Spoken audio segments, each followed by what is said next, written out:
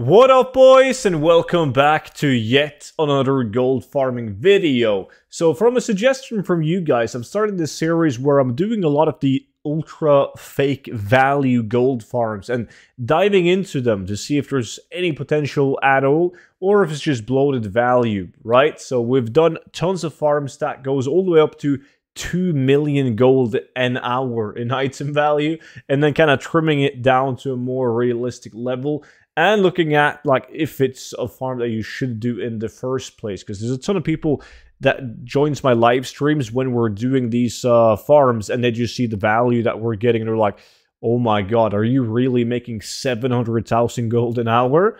So in today's video, we've got a very popular one, probably the most popular gold farm in the open world when we're talking transmog, and that is Selitus. So before we dive into the specifics, I do want to mention that you guys can still grab the retail 0 to 10 million gold guide and get it for only $9.90 if you use the code Dragonflight.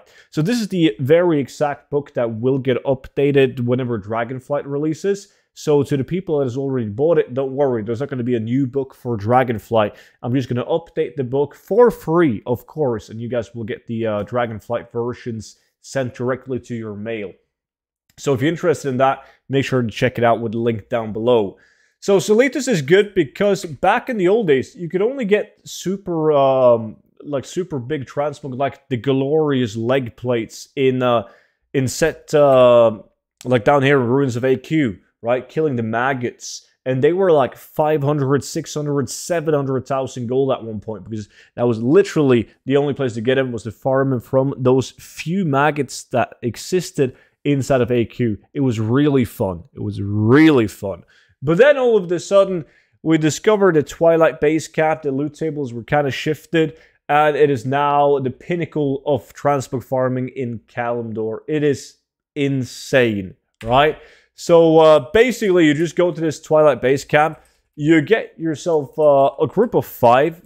I mean, you can do it solo, but obviously a group of 5 is going to be the optimal thing to do right here, because the prices are kind of scaled to as if you were doing it 5-man. Like, the easier it is to get items, the lower the price gets. So whenever you're soloing a 5-man farm, just know that unless you're lucky, you're not going to get an insanely good gold per hour. But on this particular farm, you can always make hundreds of thousands of gold even doing it solo if you're just lucky enough.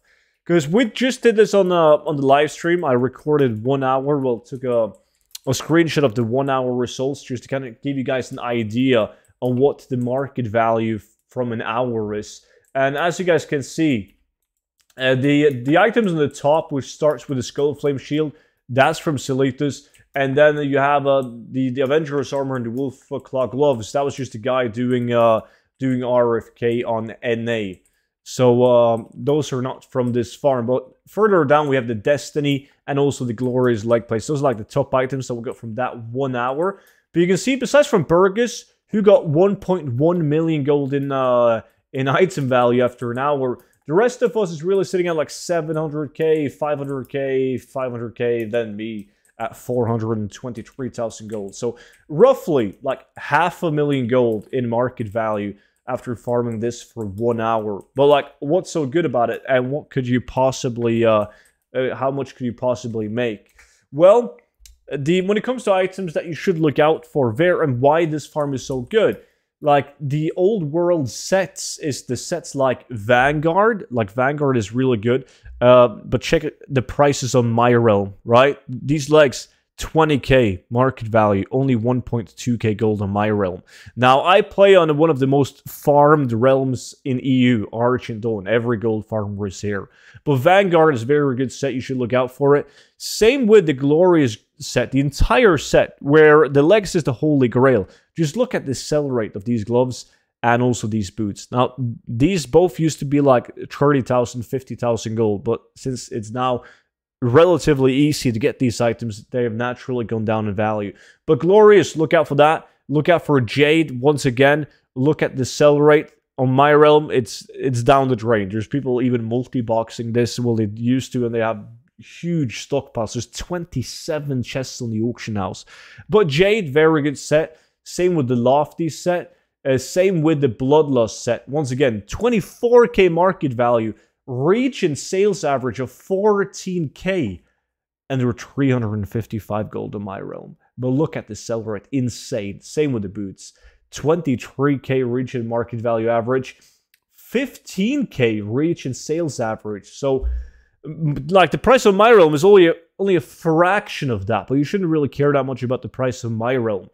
Besides from that, there's also like a couple of items to look out for, specifically robes. They tend to be to have a decent sell rate, so they're worth posting on the auction house. And then it's epic items such as the Skullflame Shield, Destiny, Cloudkeeper leg plates. You can get Hannah's Blade and T-Boot, which is like the holy grail now that the glorious legs aren't that valuable. But you have a Blade of Hannah. There you have it. Right now, this clown posted it for, they completely ruined the price because the reach and market value is 500k, and then these clowns posted them for 100k. But that's a very good blade. The Skullflame Shield, as I said, and also the T-Boot sword, which is also very good. Like, they're super valuable and relatively high sell rate as well. Like, these are extremely, extremely good. I sold 2 of them for just above 200,000 gold average. But look at the reach and sale average at 582,000 gold. They are, as I've said, very good. Should not be confused with the BFA version. Completely different item ID and look. So when it comes to how much you can realistically make, I guess the point of these videos isn't to say, okay, according to Ludopracer, you're making 600k, but you should make 150k, because that's impossible. No, and it really depends on what items you're getting. Like, looking at this list right here, like Burgess, he's going to have no problem selling that Skullflame Shield. If he doesn't sell it for 469k, he's going to sell it for 250k. And the Glorious likes 50k. So, like, he's guaranteed over 300,000 gold. And then you have me with a market value of 423,000 gold. And on my realm, realistically, I'm not going to make that much. Let's be honest. I'm going to make a couple thousand gold, right? But I did have over 400,000 gold market value, but I'm only making a couple thousand gold. So keep that in mind when you're doing Selitos. It is the best farming location in order to get these transmog sets and the epics that I just mentioned. You can't beat it. There's like literally right now no point in doing the dungeon Sulfurak because it has the same loot table as Selitos. And doing it solo in Sulfurak is just not going to cut it unless you have insane prices on your realm.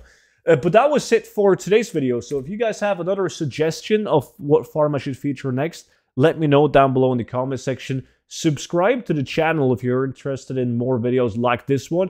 And as I said, you guys can still grab the 0 to 10 million gold guide, only $9.90. But you got to remember to type in the discount code DRAGONFLIGHT. That's it for now. Boys, thank you all so much for watching, and I will see you all back in at tomorrow's video. Until then, bye-bye.